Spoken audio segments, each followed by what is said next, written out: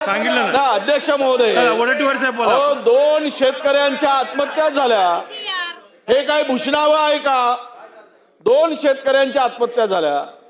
एका आत्ता अधिवेशन सुरू असताना बिश्नोई गँगचा मोरक्या लोणकर, शुभम लोणकर हा USA मधून फोन करतो. यांनी पहिल्या आलेल्या धमकीच्या वेळेस फोन ब्लॉक केला. त्यांच्या नगरसेवकाला फोन करून सांगतो, ओ थांबा ना जरा प्लीज, ओ काल आलेली धमकी आहे. परंतु आम्ही असं नका करू गुलाबराव, तुम्ही आम्ही आमदार आहोत. नाही मी अध्यक्ष महोदय, काल आलेली धमकी, हे फोन उचलत नाहीत त्याचा म्हणून त्या शुभम लोणकरचा USA वरून मी तुम्हाला टेप जर ऐकून दाखवली सगळी, त्याचा ऑडिओ रेकॉर्ड आहे सगळा. अध्यक्ष महोदय USA फोन करतो आणि त्याला सांगा म्हणतो की त्यांनी जर पैसे दिले नाहीत तर त्याला खतम करून टाकू. शेतकरी नाही ऐका ना जरा, एक मिनिट ऐका. शेतकरी, दोन शेतकऱ्यांनी आत्महत्या केल्या अध्यक्ष महोदय, दोन शेतकऱ्यांनी आत्महत्या केल्या. मंत्री महोदयांनी भूमिका जी मांडली अध्यक्ष महाराज, बरोबर आहे. माननीय मुख्यमंत्र्यांनी त्या दिवशी भूमिका मांडली अध्यक्ष महाराज, पण मंत्र्यांनी एकदा गोष्ट मान्य केली अध्यक्ष महाराज, त्यांच्या बोलण्यातूनच आपल्याला स्पष्ट होतं की मुख्यमंत्र्यांनी या ठिकाणी सांगून आम्ही यांना सोडणार नाही, त्यांच्यावर कडक कारवाई करू. पण मुख्यमंत्र्याचा आवाज वैष्णव गँग ऐकायला तयार नाही.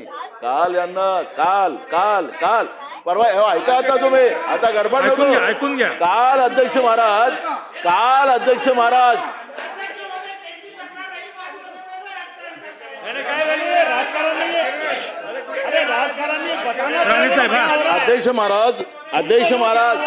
अध्यक्ष महाराज तक्रार करायची आमदार महोदयांना, त्यांची सुरक्षेची जबाबदारी आहे ना सरकारची. अध्यक्ष महोदय, उगाच टार्गेट करण्याचं काम चाललं अध्यक्ष महोदय. आता स्थगन कशाबद्दल होता अध्यक्ष महोदय? स्थगन कशाबद्दल होता? अध्यक्ष महाराज माझं पूर्ण होऊ द्या. अध्यक्ष महाराज, मंत्री महोदय सांगतात, ते मंत्री आहेत त्याच्यामुळे त्यांना जास्त कळतं असं मला वाटतं. पण अध्यक्ष महाराज, हे विधानसभेचं अधिवेशन चालू आहे. अधिवेशनाच्या काळात एखादी घटना होते आणि म्हणून आम्ही सभागृहामध्ये, कारण की आमची जबाबदारी तुमची आहे अध्यक्ष महाराज, आम्हाला सुरक्षा प्रदान करायचं, आम्हाला संरक्षण करणं हे तुमची जबाबदारी आहे.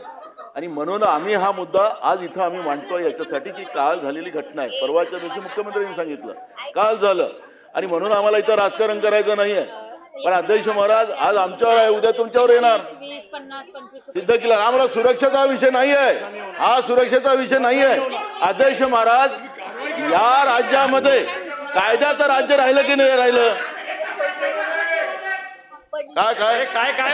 काय बोलताय तुम्ही? ऐकून घ्या मंत्री महोदय. अहो पण त्या भूमिकेबद्दल बोलल्यात ना सरकार, परत करताय तुम्ही. साहेब ऐकून घ्या. अध्यक्ष महोदय, बरोबर तुम्हाला संधी देतो.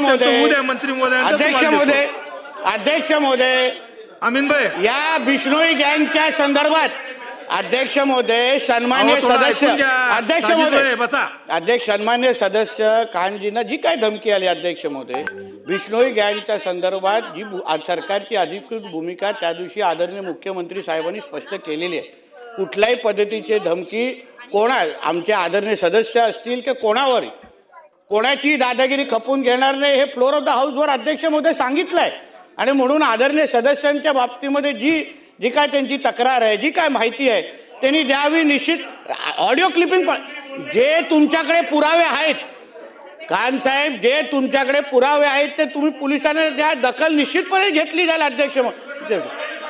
अरे तक्रार करा ना, नक्की ना. आता इथे वाढवणार काय बसून? तुम्ही तक्रार करा, माहिती द्या, निश्चित होईल ना. कोण बोलताय याच्यामध्ये? नाही, कोणच बोलत नाही अध्यक्ष महोदय. आणि त्या दिवशी सीएम साहेबांनी या बाबतीमध्ये भूमिका स्पष्ट केली अध्यक्ष महोदय.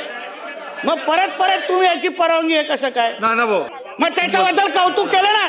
मग अध्यक्ष महोदय, ह्यांना काय संरक्षण द्यायचं अध्यक्ष महोदय? आम्ही देऊ ना अध्यक्ष महोदय. कायद्याचं राज्य नाही राहिलंय, कशाला वाक्य पाहिजे?